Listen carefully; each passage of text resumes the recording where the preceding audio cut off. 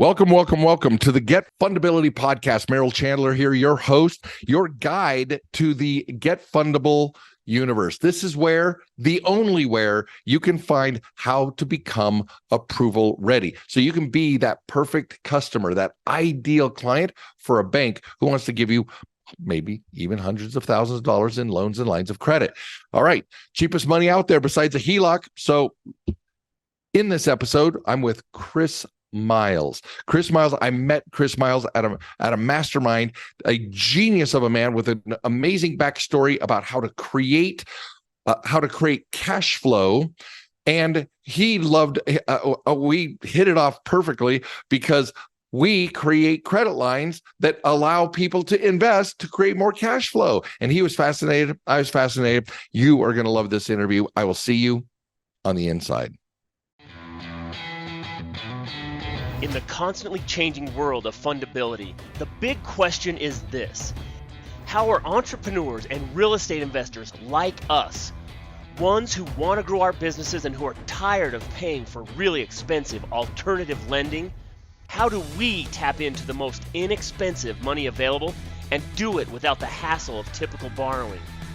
That is the question, and this podcast will give you the answers. Welcome to the Get Fundable podcast with your host, Merrill Chandler. Welcome back, everybody. Merrill Chandler here, and I'm with Chris Miles.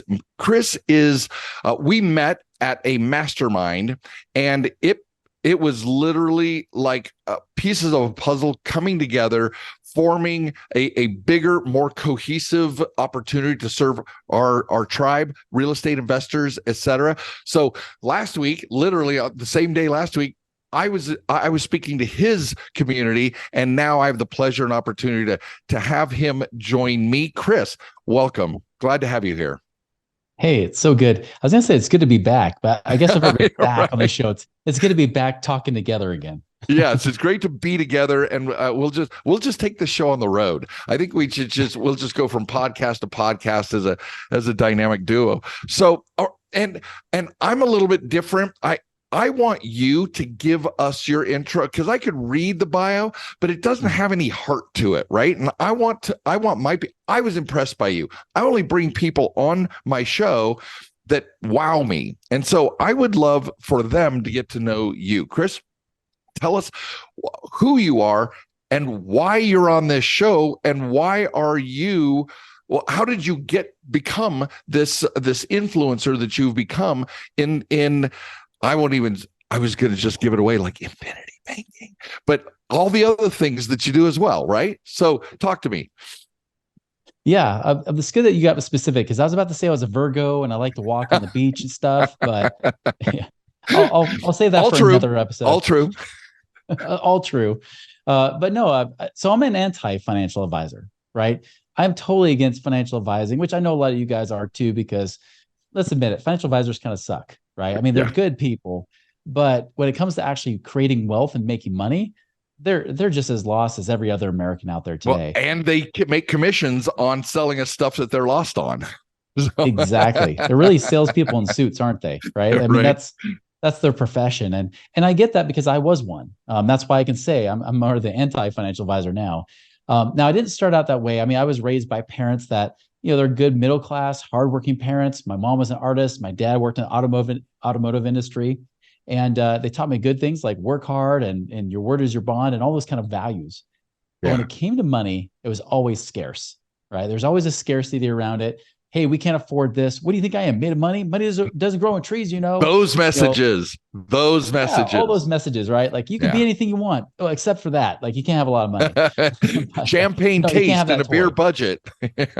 No, that's right. Yeah, even the word budget, that seemed like a naughty word, even in that household, right? But I mean, and my dad was like the cheap as you could be. I mean, the guy, for getting bad service at a restaurant, not only would he not tip, which he didn't like doing anyways, but he would actually, if he got bad service, he would steal like salt and pepper shakers from the restaurant. That's the kind of guy my dad was, right?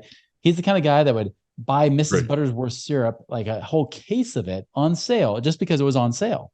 And 20 years later, still has it, that kind of thing. So great guy, definitely depression era mentality kind of upbringing. But so I vowed I didn't want to be like that. So when I got out into the real world, like in college, which is not the real world, but when I got to college, the I wanted insulated to become real a world. business consultant. Exactly. Yeah. So I want to become a business consultant, right? So I figured if I'm going to do that, I should have real life business experience, not just an MBA. So I took a sabbatical from college and I was trying to figure out what business to do. Well, the first thing that came up was being a financial advisor, not knowing that they took anybody off the street as long as you could pass a test with 70% and you didn't have a criminal record. Well, I fit that bill, so I was able to get in. I don't. That's what my tribe knows my backstory. So at least you're ahead of me on that one, Chris. Yeah. So I did that, and I actually enjoyed being my own boss. It was purely commission only. So you're right. Like it was definitely if I had to sell. If I didn't sell, I didn't make money, right? Yeah. Well, after several years, pretty soon my dad says, "Well, Chris, when are you going to advise me?" And I never thought he would ask that because he was the kind of guy that never shared how much money he had because that was a bad thing to do. You can't trust even your own kids, right? Right. Well, I sit down with him and I look at his finances for the first time. I'm like, all right, let's see what this cheap son of a gun's got here. And so as I sit down, he shows me how he's paid off all of his debt. He paid off his house in 18 years. He was so proud of that. He'd been stuffing money in his 401k, getting the match and everything else. And this is just after Y2K, that little dip in, that recession that we had. We were coming out of that. And as I'm looking at his numbers, I said, all right, Dad, you pretty much, you basically did everything Dave Ramsey would tell you to do, which, Dave Ramsey's younger than my dad. So it's probably got it from my dad, actually. But I said, Dad, here's the thing. If you're 61 years old, if you want to retire today, you better hope you die in 5 years. Because that's how long it's going to be before you run out of money. Damn. Okay, Chris, I don't want that. Give me something else. And what else can I do? I don't know. You did everything right based on what I teach as a financial advisor. Maybe we could put you in this mutual fund or that type of investment or this annuity or that. I could put you in those different things, but I don't know what the stock market's going to do. So I can't really guarantee you're going to make anything more than what you're doing already. I need to speak to my crew here.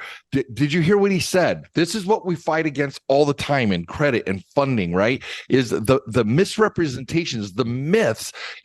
You've done everything right, and yet you haven't got a dime to your name past 5 years, right? We teach our crew that everybody does what they're the conventional wisdom in credit, and you have an 820 credit score and can't get a dime, right? So we are this is speaking our crew's language. Chris, keep going. Yeah. So needless to say, it bugged me a lot because in a lot of ways, he was my inspiration for becoming a financial advisor because when he would say things growing up saying that, this job is going to literally kill me. And he had strokes and heart attacks by his 40s because of the stress of his work. I thought maybe I can give him some of his life back, only to find out that when he was following the same advice I'd been given for the previous 4 years to my own clients, he had done it. And I saw not just his future, I saw my future and my clients' futures. I saw what was ahead and it didn't look very rosy. It didn't look like those brochures they told me to hand out with those, those old couples, nice tan skin sitting on the beach. The woman's got the beach hat on and the guy's got the full head of hair more than I've got. It's not like that. It's not like sitting on a beach in Hawaii. It's like Omaha Beach in World War II, people bleeding and dying on D-Day. That's what it's more like. Okay, I should have seen that one coming. That was I got to give you props on that bracket. That was awesome. That was great. So, that's the reality, right? And when I saw that, I was in this dilemma. Do I keep going down the path I'm going on because that's what my career is doing? I'm getting at the height of my career, or do I leave it and try something else, keep my integrity intact? Yeah. And so I chose the latter, especially because when the student's ready, the teacher appears. Just literally a couple weeks later, one of my friends that I trained to be a financial advisor quit to go do real estate investing. And we were having a discussion. I called him up because I hadn't talked to him in about 4 or 5 months. And I wanted to know how he's doing. I wanted to see if he was broke yet and he was ready to come work for me because real estate, nobody makes money in real estate. That's a pipe dream. Come back as a financial advisor. That's where the real money is. Right. So I call him up. I was like, hey, man, how are things going? He's like, oh, man, life is amazing. My dad and I have partnered on these real estate deals on some of these flips. And we've already doubled my dad's income as a professor at the local university. I said, that's awesome. Okay, come on, that's too good to be true, right? Because that doesn't fit in my 10, 12% rate of return box, which the market's never really done that, but we pretended like it did. Right. And it's like, no, there's no way. That's impossible. And finally, he got me to see the light. He pointed out, he's like, well, how many of your clients are financially free? None, not even the retired ones, because they still worry about running out of money, living too long. Okay, how many of you guys as financial advisors are financially free, not off the commissions you're earning, but doing these same investments? And when I realized there was guys in my office working since the late 1970s, still not able to retire, I figured there was a problem. Yeah. So I quit. Eventually quit after I started learning this whole, I popped in the little matrix red pill to learn about the real estate world a little bit more, right? You just hit another one of our positive triggers. We all believe the financial matrix. We're all waking up. I've been called Morpheus. Let's put it that way. You're in your industry, you're your own Morpheus, right? Our job is to wake up the sleepers who want up something better for themselves. So mad props. Yeah, that's true. I mean, the difference is like, I'm probably not warning the guys in my industry well enough. I'm warning everybody else. If anything, I'm like Morpheus. I'm like, screw Neo. I'm just going after Trinity. We're hooking up. But, well, I see the point. I see the point. But no, I'm like, but it got me out of it. And I've actually vowed never to teach about money again. I felt like such a liar and a deceiver for all those years that I just said, I'm out. And so I stayed on as a mortgage broker. I did do that. I also was teaching stock trading on the side. I was teaching people how to trade stocks and options. But all the meanwhile, I was learning about real estate and things to do there. And especially when I started to realize it wasn't about how much you accumulate of your money. It's really about not accumulation of your money, it's acceleration. How do you get it going from just accumulating this big nest egg that you're supposed to accumulate for many, many decades, and hopefully you have enough to live on less than the interest when it comes to, the traditional financial advice of living on the 3%, not 4, but 3 or 2 if you're young. So you try to do that, or do I just get my money to start paying me income now? And so I did that latter part. And that's where later that year, I was actually financially independent. Now, granted, I only needed $3,500 a month. I know. People always say, that's amazing. 1 year. I was like, well, $3,500 a month is not hard to hit. I was working literally a couple hours a week doing that. But I never thought that was possible because I worked 50, 60 hours a week making less money. Like a madman. Yeah. Oh, yeah. I was starving. Right. And so to be able to switch that up and realize, wait a minute, I could quit being a stock coach. I could technically, stop doing mortgages. I kind of did, actually. I started referring it to the other guys. I would just pass on the information. And that's where some of my other income, residual streams of income, were coming in. Was just referring on friends and family if they wanted a mortgage. I'm like, here, go talk to this guy. And then he cut me on the deal, on the back end. So I was really being kind of a mortgage broker, but brokering the brokering. Right. Brokering the deals rather than getting them funded. That's right. Yeah. So that's what I did. And then of course, after, a while I got bored. I realized I couldn't just sit around and do nothing. And that's where eventually I came out of retirement in 2007, started teaching people how to get out of the rat race. Even went through my own re-entry of the rat race during the recession where I went over $1 million in debt, had to dig out of that hole with no money and no credit, but eventually I did. My credit score, by the way, I just saw my Facebook memory 13 years ago was a 510. That's gnarly, man. And I saw the memory from 2 years ago because I ran it again. It was like 806 or something like that. So I'm like, okay, right? I made 500 points, man. 500 points. We'll take it. Yeah, actually, I realized filing for bankruptcy would have been better for my credit score had I, rather than trying to pay back all those collections and loans over time. But we will talk. You and I will talk about that later. It's likely you made the best play because you are dead in the water after for at least 7 of those 10 years. You can't touch anything that's of value. You can get Siegel, what we call Siegel credit, right? Just shitty, horrible, bad credit for your profile, non-fundable profiles. But I'm going to praise the way you did it, because it is a lot less overall time and you haven't burned the relationships with those banks. Sorry to interrupt, but you made a great play there.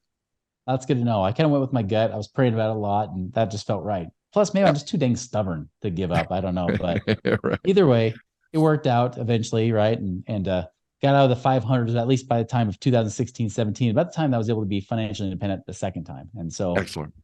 So I did it twice, and that's where I'm much wiser the second time around. And when I talk about passive income, I really mean passive. I don't mean having an active fix and flip business or anything like that. Nothing against that. You can make millions and millions of dollars doing flipping, wholesaling, Right. doing all that great stuff. But I realized that I wanted the be work optional. I wanted to be able to say, if I had to just shut my business down, I'm still good. And Right. so that's where I got myself again by the end of 2016. And ever since, I've really been on a mission to just help create that freedom for people, to get them to be work optional, where you work because you want to, not because you have to. Right. And so this has congealed this entire, thank you for sharing the backstory. See how much better that is than me saying, yeah, and in 2007 he took another hit on his personal life. No, man, I love hearing the story from your lips. So give it, if there was a pie chart of what you do when it comes to this campaign, this mission that you're on to, forgive the language, but re-educate the miseducated, what would you say that pie chart is of the things you focus on and help them to punch through to the next level of their lives, quality of life? It always comes back to what's on my t-shirt right now. The primary message: cash flow freedom. Right? Yep, exactly. Cash flow is freedom. That's the main thing I learned in both situations, right? Whether I was broke or wealthy, it didn't matter. It always came back to, what are those income streams coming in? Especially when you have multiple streams of passive income coming in, that's where true freedom is. When you have a lot more money coming in than what's going out, that's freedom. That's and you freedom. don't have to live on rice and beans to do it. Right. That's where freedom is, right? It's like you can still live the life that you want, live the quality of life that you want, but do it on your terms.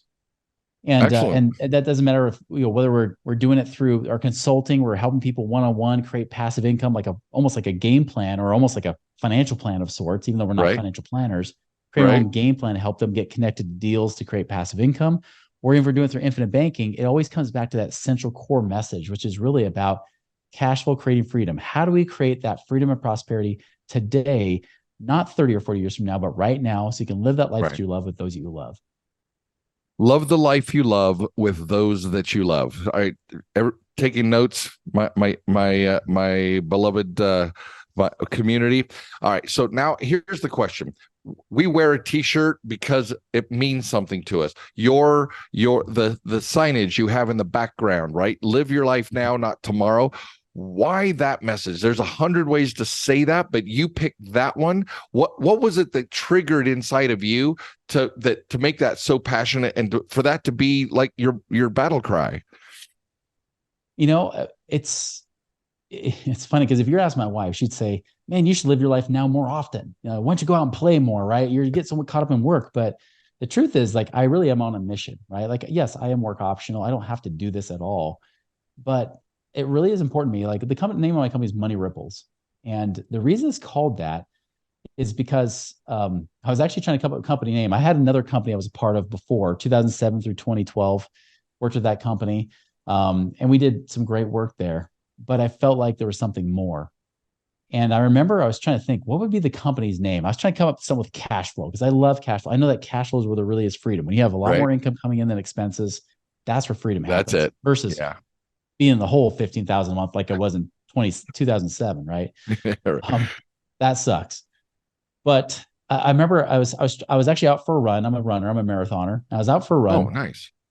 And while I was out, I remember thinking, okay, what's that vision I have? Because I couldn't come up with a good name. Plus, Robert Kiyosaki took all the cash flow stuff, the good stuff. So I'm like, what's a good name? And I remember thinking about the vision. And I remember thinking about, I had already helped a couple hundred families, actually about 600 families at that point, help them become more financially free, not independent at that point. But we, on average, freed up about $34,000 a year in cash flow in that first year, whether it's through tax savings, through just watching their money, or paying off debts, or whatever it might be, right? Like getting creative there. And I remember thinking about one couple in particular, and they were out in North Dakota, chiropractors, and he was working like 6 days a week, and to the point where he had no freedom. And in our first meeting together, we were able to help them free up $6,000 a month between his personal and his business life. So $6,000 a month. So the first month they freed up $6,000. What did they do? They bought a four-wheeler. And of course, I know there's all those guys out there like financial advisors and those, nerdy guys that say live on rice and beans will say, well, that's horrible. That's stupid. Right. But I knew that there was a bigger purpose behind it. And his wife said, she's like, Chris, I know a lot of people would judge us for taking that $6,000 and buying something with it and blowing that money, so to speak. She's like, but you don't understand that four-wheeler he bought. He's now taking off the weekends because now we freed up that $6,000 a month. He's now taking off the whole weekends to be with the family. We're going on that four-wheeler every single weekend. My kids have their father back and I have my husband back. And she's like almost in tears. It's the quality of life, right? Yeah. It's like, what's the real effect of that? Because it's not just, it teaches a different legacy for his children to live by versus just a point of survival and work hard, but then never have and squirrel away that we never know. The perfect person is the grasshopper and the ant, right? Plan for tomorrow and play for today, right? Mm-hmm. The quality of life that we're looking for, that looks like you've built an entire a mission and vision around is save like the ant and play like the grasshopper, right? Yeah, exactly. It's really about, it's about making your life impacted today by making those most impactful decisions. Because everybody in financial planning is telling you someday. Heck, even Dave Ramsey says, hey, if you pay off all your debt in 15 years, you'll be debt free. And people get so excited about something that may never happen in 15 years. But we're literally getting people to improve their cash flow right now, which improves their quality of life right now. Yeah. That changes things. It not only changes their dynamics with their families, it changes the dynamics of how they interact with their communities. Now they stop looking and worrying about themselves. They start looking outside of themselves and they look to serve and bless more people. And that's brilliant. Effect, that's what hit me. And on Money that run, I remember thinking the name Money Ripples. I was like, I got to run back home, make sure nobody's taken that website or the LLC yet. I'm like running back as fast as I could and bought it for like awesome. Yeah, I was 15 miles out, decided to flip a Yui and come back.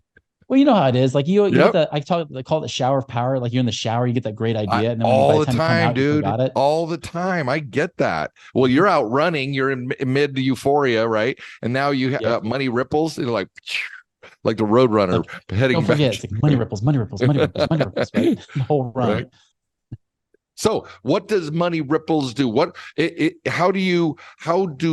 like the ingredients that my tribe would lock onto, that you coach or that you support or that you help them become more aware and conscious in their decision-making process?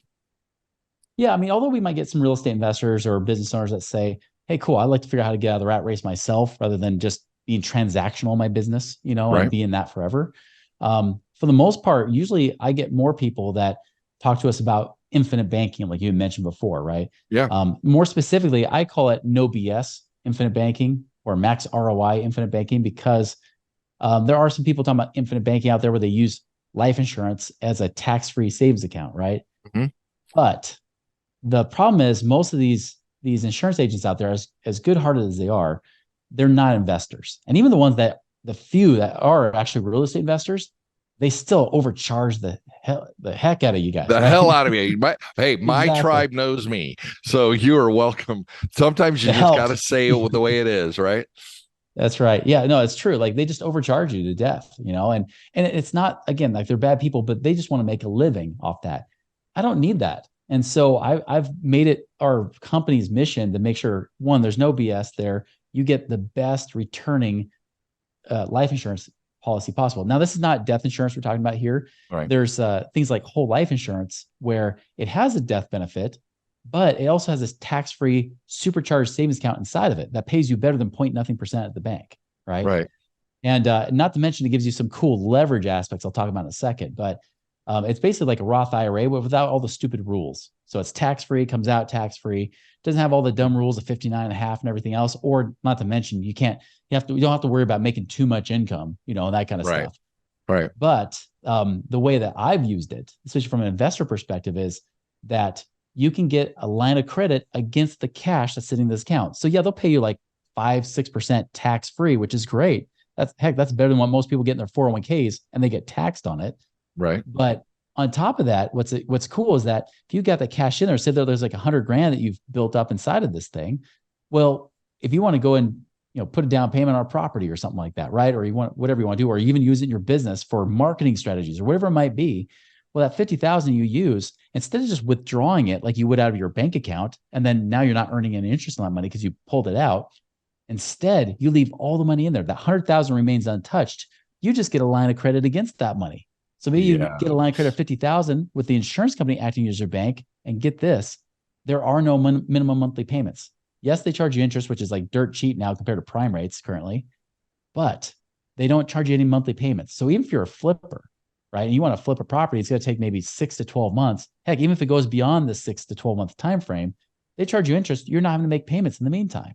So you're completely off the hook when it comes to your cash flow. But then down the road, you could pay it back or pay it back never. By the way, the deadline for paying back their loans is your death.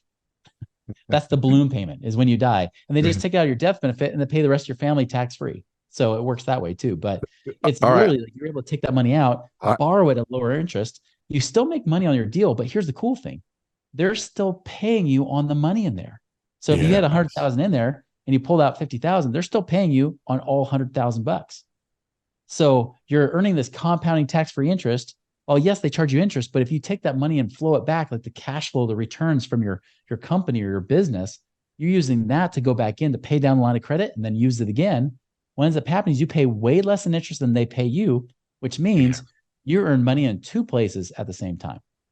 See, and this is why I'm just connecting the dots for my crew. Everybody, you recognize that he says get a credit line against the money that you're saving inside of this particular account or the specialty use account. And we specialize in, because I have clients who are like, I didn't know I could actually get these credit lines. This is crazy. I wanted to believe, and now what do I do with all the money? And so here's one more way for you to be able to use your fundability, use your approval and readiness to borrow at even the better rates inside against this account, because the banks, you're borrowing it against the insurance company, right? Is playing the game, is playing the bank, right? So, that's right. And it doesn't show up on your credit report.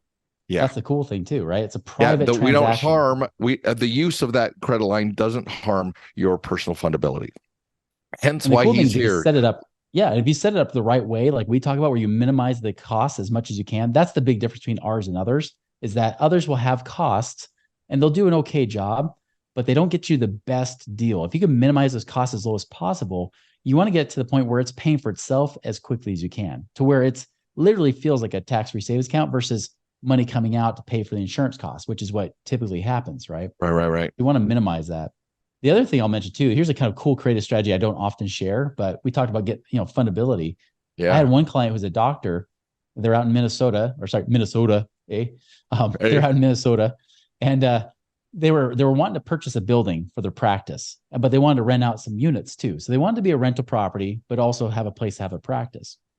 And they're telling me, they said, "Hey, Chris, we got this old life insurance policy. It's got like $300,000 of cash in it. Should we just cash it out and get the money out and use that to pay for the building?" They need about $375,000. I said, "Hold on, you could, but don't, especially because you might end up paying taxes on the gains if you take it out of that tax-free system. They'll tax you a little bit." I said, "Don't do that. Let's instead go to your local bank that you're talking to right now, and let's see if we can get a secured line of credit using that money, maybe adding a little extra collateral here that they might give you better terms." So they went to their bank and they asked. Their bank said, "Yeah, if you give us some of that collateral, that $300,000 of collateral, we'll give you the $375,000, and we'll even lower your interest about 2.5% less than the current mortgage rate." Yeah. So they got dirt cheap interest. They were paying like $1,800 a month. By the time they built it out, they end up renting out the unit. The renters were already paying for their mortgage payment for them. Then a year and a half later, they went back to the bank. They said, "Hey, listen, so we use this as collateral, our life insurance as collateral. Well, now that the building's built out, can we just make that the collateral?" And they said, "Yes, and we'll keep the terms the same." So understand, even if they got a mortgage, they would have been paying, 2 or 3% higher, at the going rate at that time. But because they use the life insurance first as like double collateral for the bank, right? The bank's giving this dirt cheap line of credit or dirt cheap mortgage payment and mortgage interest. And then they were able to take the lien off their insurance policy and still keep those same terms for the next 25 years. Yeah, this is magic, and my people will see all the math in their own heads, because as they listen to me, all of our podcasts, all of the business funding master course that they've all subscribed to, everything we teach is how to we call it velocity funding, right? Velocity is direction and speed. Everybody has a different direction that they want to go, right? And have a different speed capacity. So we match our strategies to their situation, and pick the direction, pick the speed. And this is exactly what you're doing. I'm just reinforcing that they're recognizing the brilliance of this, because I've trained them. My passion is to train them to think outside of the box, look at opportunities that normally don't present themselves, and connect the dots. So brilliant. Thank you so much for kind of giving us the top of the ice caps, right? It's just barely the top of the icebergs. But give my crew, how would we get a hold of you, or more information, or do you have a YouTube channel or free place for us to go, because it's the know, like, trust, right? Now they know you. They might even like you. It's not, I don't, but they might actually like you, guy, and then the idea is to see your vast experience so that they can build that rapport and that trust with you, right? So how would we get a hold of you? Yeah, two ways really easily. One, you can just go to our website, moneyripples.com. There's lots of free information there. Wonderful. Or two, like you said, YouTube. You actually go to our YouTube channel called Money Ripples. Go figure. Weird. I know. I had to think about that one for a really long time, but I came up with that name, Money Ripples, right? But yeah, you can go to Money Ripples channel, and actually we got lots of stuff on there, lots of cool videos, even podcasts. We even, like we have you on our podcast too. That go watch me, you guys. Like, you don't get enough. That's right. Yeah, so we got lots of good education there too. Wonderful. Love it. Is there something, thank you for that offer. I'd like to close out with something that the question that I was asked once a long time ago as a guest on a podcast, and I just love the question, and I'm really keen to it. What was your biggest epiphany moments? You shared a little bit about your background, but what was the greatest aha of your life? The greatest aha that changed your velocity? I have two coming to mind. I know we don't have much time, so fire them both away. We'll take them both. Yeah, one was one that's kind of tied in with what we talked about before, but the biggest thing for me from a financial advisor standpoint that blew my mind was when I realized it was about income, not about accumulation, right? When I looked at the situation, like, for example, when I realized, back then, hard money lending, 2005, 2006 was pretty generous, more so than it should have been. But when I remember seeing like 2% a month, 24% a year for hard money lending, and I did the math. I said, wait a minute, you're telling me that if somebody has $250,000, this could make them $5,000 a month. Where before in financial advising, to make $5,000 a month or $60,000 a year, you would have to have $2 million saved up. I'm like, this is mind blowing. This is when, like, I was so excited running around, and people are like, what are you so excited about? I'm like, my mind's just been blown with what I could do financially. They're like, well, how much have you made? Nothing yet, but holy cow. Like, I've seen the light. Like, I get it now. I get why real estate investors make so much more money. But I'll tell you, the one thing that's helped me, and not just there, but in life in general, that if you want prosperity financially, in your relationships, or anywhere else, right? It comes down to this one principle I learned from real estate investors at that same time. They said, if you never ask yourself, how do you make more money? Because people have asked that question forever and they're still broke. Stop asking, how do I make more money? But instead ask, how can I create more value for more people? Because money is only the result. It's the receipt of service rendered, problem solved, or some value added in people's lives. So instead of hyper focusing on how do I make money, start asking, how can I serve people, solve problems, or add value in such a way that money is just a natural byproduct. Once I got that light bulb moment, money was no longer hard to make anymore. It was like formulaic. Serve more. Yeah. Serve more. That's right. Problem solvers and people that are servants, especially servant-hearted people, are the people that win. And I think they win in all aspects of life, not just financially. That brilliant. I love both of those. I'm glad you shared them. This has been amazing. Thank you, Chris, for joining me. And like I said, I'm excited about just us developing our relationship and serving our communities even more directly than we're able to do in this podcast. But everybody who's listening, Chris Miles, Money Ripples. Are you freaking kidding me? Normally I say the real word, but listen, pay attention, go research his stuff, watch his stuff, and then follow your heart. But follow your heart towards your bigness, your greatness, not your smallness. This is Merrill Chandler. Thank you for joining me. We will see you next time on the Fundability Podcast. Thank you. Thank you for listening to the Get Fundable podcast. Please leave comments because Merrill would love to read about your aha moments from this episode. And be sure to visit getfundable.com to read our blog, get important links, join our community, and much, much more, like ordering Merrill's tell-all book that is changing the world, The New F Word. And you got to tell your friends about this podcast because we want them to get fundable too.